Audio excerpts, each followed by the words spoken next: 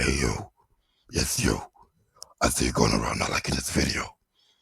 How about you give it a like and subscribe, or else you will face justice.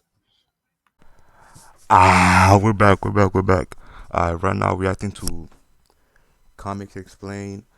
We got the new Absolute Batman, and I see Absolute Joker right now, man. But anyways, if you haven't, go follow Comic Explained. He really good, man. I've been tapped in recently. Look at all these video watch, and this is not a sponsor. I never seen someone react to his thing, but I really wanted to. Let's go. This comic book is darker than anything you could possibly imagine. It's just straight up nightmare fuel. It starts off harmless enough and gets insane by the end. So, this is It's the origin of absolute. Absolute Joker. Not only that, I got something for you guys at the end of the video. So what this does is this initially kicks off with Alfred, right? And Alfred's basically filling Bruce Wayne in on the nature of Absolute Joker. He says, "It's time, kid. I've put it off as long as I could." And he says, "But I have to tell you about him." And Bruce Wayne responds, right? Like, "I'm ready." So who is he? Bruce is not ready at all, because Alfred is just like, "That's the funny thing, Bruce. I've been chasing this man for 3 years, and I'm still not even certain what's real and what's fabrication. Some things add up, and some things make no sense at all." And when Bruce We need a movie about this, bro. Absolute Batman, bro. I think Batman has the two best-selling comics right now. asks, "Like what?" The response of Alfred is he says, "Like his islands. He owns hundreds of these tiny islands all over the world, from the Arctic Ocean to the Tasman Sea, uninhabited and impossible to develop." He says, "Wild, useless places, but he spends billions on them, travels to one or another a few times a year alone." And when Bruce asks why, Alfred says, "That's my Alone. point. No one knows. Satellites show that there's nothing on them." He says, "The theory is he likes to hunt, but he's a mystery, Bruce, the man in white who doesn't laugh, on and on." And so Bruce just says, "Okay then, forget what's true, Pennyworth. Tell me what you believe." Now, All here's the right. crazy thing. In the midst of all of this, this is not Bruce Wayne. This is Absolute Joker showing up on one of these islands. In fact, Damn, bro. He looked like Bruce Wayne more than Bruce Wayne. He looked like Bruce Wayne from the normal DC universe. Okay, I don't know what I'm saying, but this is not Joker. Actually, he did not look like that on Absolute Evil. What happened? everything that you're going to see here is him. And so in that moment, Alfred says it all starts here with one of the first films ever recorded, maybe the actual first, in 1888, the same year as the Prince's The Round Hay Garden scene. And Bruce asks, right, "Who am I looking at?" And Alfred says, "His great grandfather." And Bruce is like, "The guy in the top hat." And Alfred says, "No, in the makeup, the boy, the clown, Joseph Grimm the First, Jack." The story is he Jack the grew up Ripper. an orphan on the streets of Gotham and made his living as a street performer. They say he was good, too, the best around. They said you could hear the laughter for blocks and blocks. Though he himself Wow. never so much as chuckled. His reputation grew. He brought his clown act to vaudeville, took the money from that, and invested it in his own theater called Just Kidding, which of course JK is short for that. And he says from there, he invested in silent pictures, funded some big ones. Competition was fierce, but Jack always prevailed by, according to those around him, making people laugh loudest. By 40, he had made a fortune and become a member of Gotham's finest gentlemen's clubs, the Five Gates Club, the Slaughter Select, and so on. It's said that he, Andrew Mellon, John Rockefeller, and old Andrew Carnegie had their own Thursday salon devoted to funding the health and progress of the public. Bet. Still, he was never one for the spotlight himself. There are almost no photos of him, no interviews, barely any records at all. In fact, he exists mostly in the shows he produced and the charity. Jack was a major philanthropist. That much is documented, though you won't see his name on anything.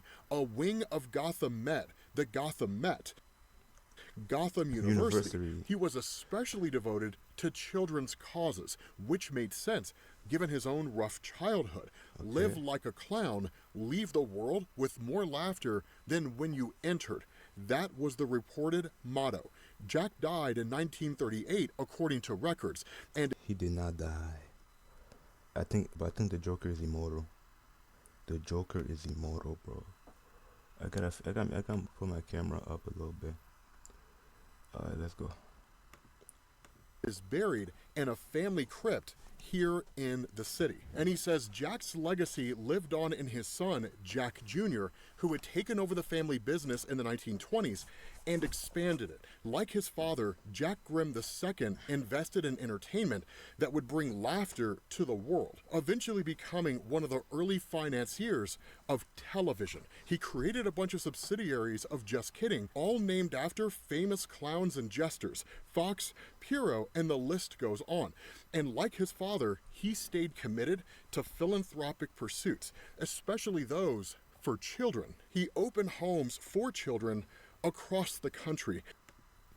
Junior's son, Jack Grimm III, was the central figure of Just Kidding, starting one of the first cable network companies devoted primarily to comedies, children's shows. Jack III was a major funder of public broadcasting.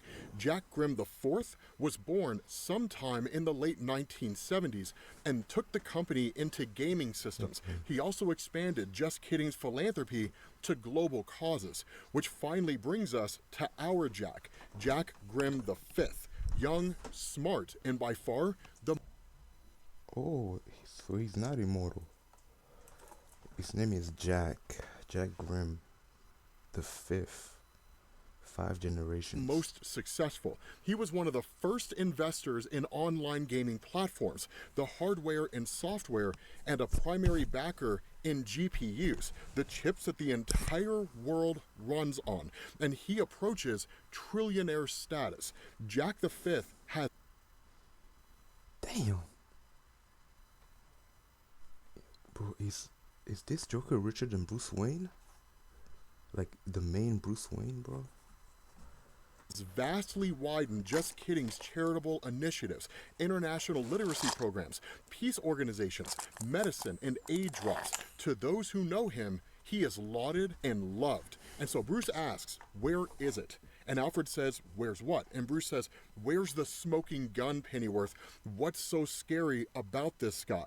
And Alfred just says, on paper, nothing is so scary about him. Just the opposite. He's the 5th chapter in a story about a family that has made its fortune by embracing that very first love, the clown, helping Americans and people around the world smile and laugh. Sure, he's eccentric, Jack is, likes to go hunt big game alone on remote islands. Oh, he's a billionaire. But all billionaires are eccentric, okay, right? He's a billionaire. And he says he's a classic American success story. And so Bruce just says, I didn't ask you for the story, Pennyworth.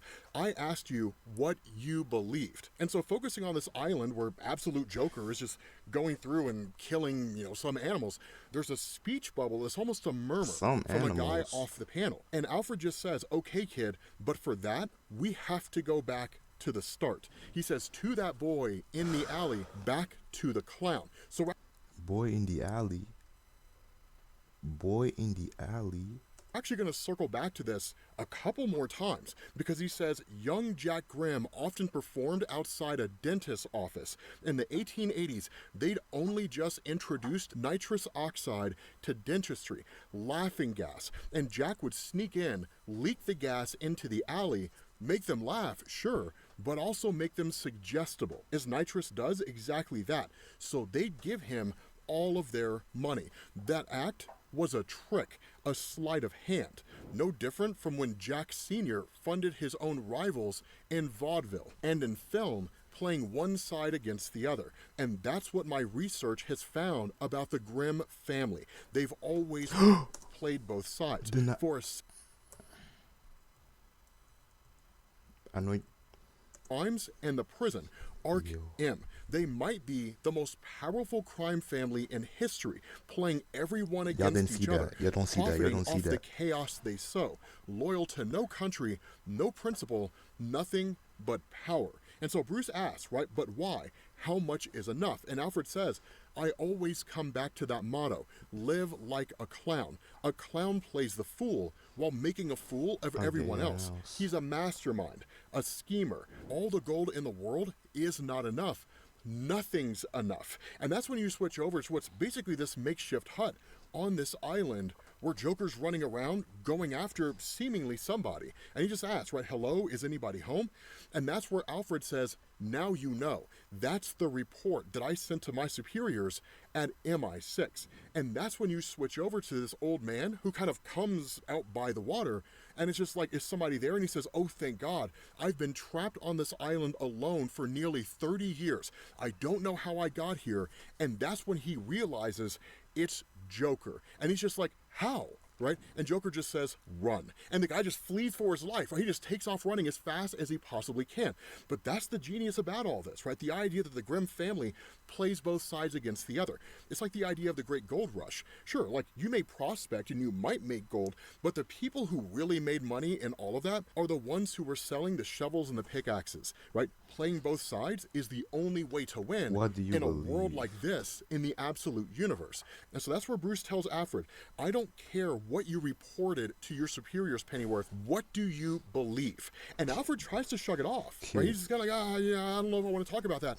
And Bruce just says, tell me. And so Alfred says, okay, Bruce, but it might sound a little crazy. And he says, we go back to that alley one more time, to the clown. Because what I found when I dug deeper was that many of the people laughing in that film died soon after it was shot, twisted in pain, grinning, a kind of strychnine poisoning, one of the few toxins that can be absorbed through the skin, like maybe upon shaking the gloved hand of a small boy. And he says, lots of people who encountered the Grimms over the years came to mysterious bad ends, jumping off bridges, boats, vanishing, business rivals, politicians, reporters. In the 90s, an associate of mine at the FBI, Harvey Harris, began an investigation and died in a boat accident. And so Bruce asks him, right, like, what are you saying?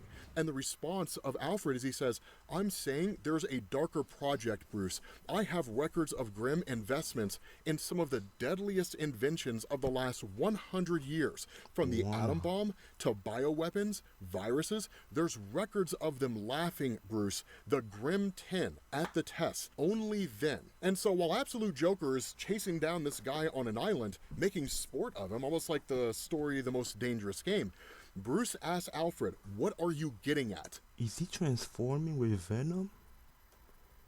He's transforming in Venom right now. Look at his eye. Right? Say it. And in fact, Bruce is going to get more and more frustrated as this goes on, because Alfred says, what if those islands are where he puts them, his enemies? What if he just leaves them there for years until he feels like going after them? And where he initially tries to stop the conversation, Bruce says, keep going. What do you believe? And Alfred says, I believe he uses the children, Bruce. At first, he used the ones in the orphanage, and now he uses something else. He's found some way, I don't know, using their cells, using the research done at his arcs, some terrible elixir. And so Bruce asks, like, go on, Pennyworth, who is he? And Alfred says, the clown, Bruce.